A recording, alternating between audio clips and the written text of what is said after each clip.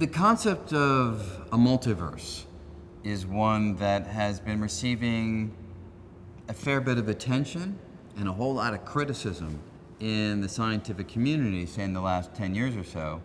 And the idea is simply the possibility that our universe is not the only universe, that our universe might be one of a collection of universes, which would then not be called universe, one verse, it'd be called multiverse, many of these realities of which ours would just be one. Many of us take this idea seriously, not because there's any observational or experimental evidence for it yet. There isn't. But there is mathematical motivation for taking the idea seriously, as some of our primary cutting-edge theories, from cosmology to unification, have suggested the possibility, the math suggests the possibility that other universes might be out there. So math has proven itself to be a very powerful guide to seeing just over the horizon of things that we have tested experimentally.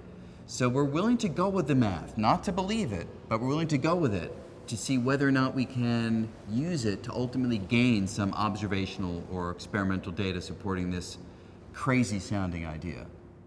Well, it is sensible and understandable to try to draw a link between some of the cutting edge ideas of physics, like the possibility of a multiverse, and some of the more everyday versions of non-uniformity, the cultural diversity that we find here on planet Earth.